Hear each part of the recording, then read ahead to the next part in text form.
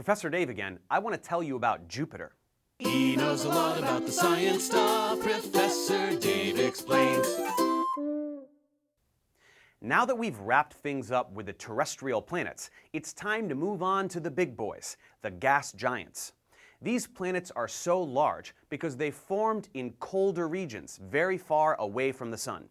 Because of the low temperatures, they were able to accumulate large quantities of ice and gas, which were far more abundant in the protoplanetary disk than all the rock and iron, so much more material was available for accumulating.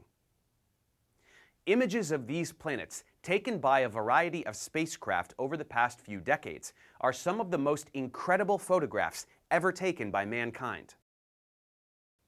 At around 5 astronomical units, let's start with the one closest to the Sun, Jupiter. Jupiter is named after the Roman king of the gods. The ancients did not know precisely how big this planet was, but it turned out to be aptly named because it is the largest planet in the solar system, with more mass than all of the other planets combined. It has a diameter 10 times that of Earth, and more than 1,300 Earths could fit inside. Jupiter, like the other gas giants, doesn't really have a surface. You couldn't land on it like you can land on the terrestrial planets, because most of the planet is simply gas. There is no clear distinction between the atmosphere and the planet itself. Jupiter is made of lots and lots of hydrogen and helium, as well as lots of hydrogen-rich gases like ammonia, methane, and water.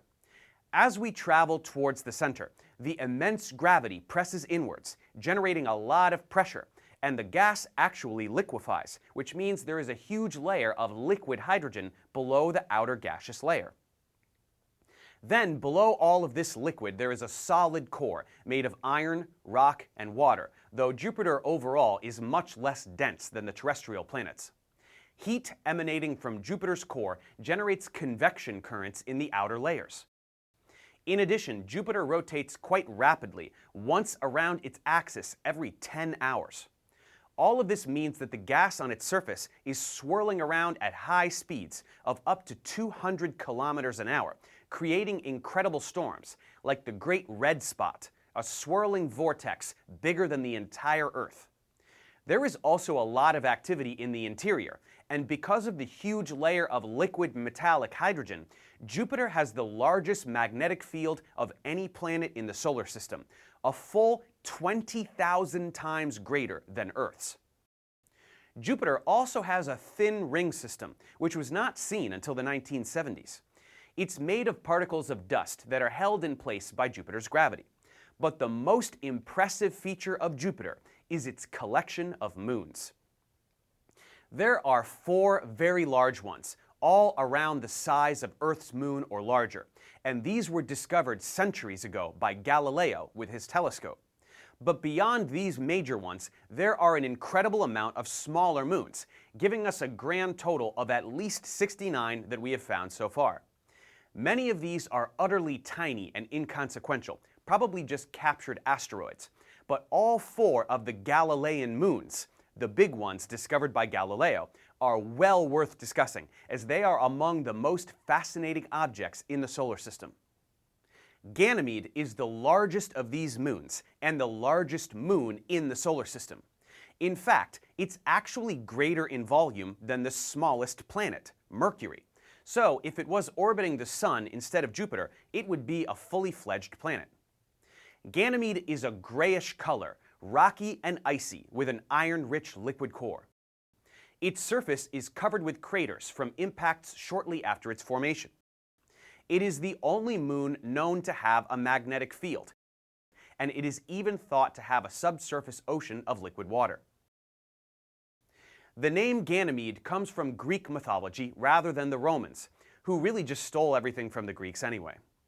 Jupiter's Greek name was Zeus, and Ganymede was abducted by Zeus to serve as cupbearer in Olympus, with allegedly amorous intentions.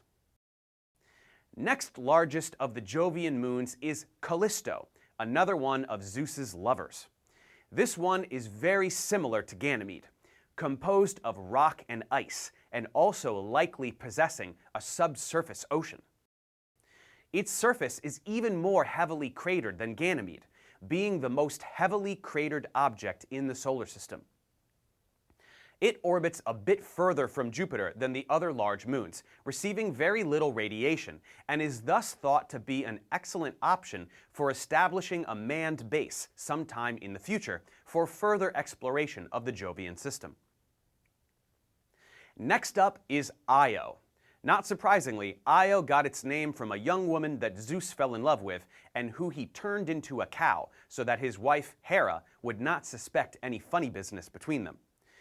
Quite poetically, Io is the moon that is closest to Jupiter, orbiting so closely that tidal forces are immense, its orbit constantly changing and its shape distorting due to gravitational effects. All of this internal friction generates a lot of heat, just the way that rubbing your hands together vigorously warms them up. Because of this, Io is covered with active volcanoes, erupting magma from the hot molten core.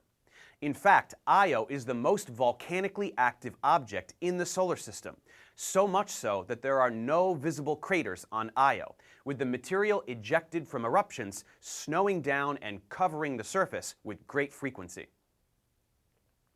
Lastly, there is Europa, which, not to break the pattern, is named after another one of Zeus's romantic interests. The smallest of the Galilean moons, Europa is quite possibly the most interesting place in the solar system because it may be the best candidate for potential extraterrestrial life that we are aware of. It is an icy world with the smoothest surface of any known solid object in the solar system. But it experiences tidal forces similar to Io, which heat the core. For this reason, there is a vast ocean of liquid water under the frozen crust. There are also red cracks in the ice, which indicate the presence of minerals in the water that gush up through cracks and freeze at the surface. Liquid water plus minerals equals prime conditions for life, which even without sunlight or the ability to perform photosynthesis, may be able to perform chemosynthesis, just like certain forms of life on Earth that can be found near hydrothermal vents at the bottom of the ocean, where sunlight does not penetrate. We will talk more about the search for alien life later in this series. For now, let's just look at these worlds and appreciate their beauty. So that's Jupiter and the Jovian system in a nutshell. We can now understand that Jupiter, which is rather large for a planet, consists mainly of hydrogen and helium, just like a star. In fact, if it were not even 100 times more massive, it would have been a star. It simply didn't accumulate enough matter for gravity to become strong enough to trigger fusion. Despite never achieving star status, it still formed a mini solar system of its own, with a marvelous system of moons orbiting in its equatorial plane. Now let's move on to the next gas giant, Saturn, which is famous for its incredible ring system.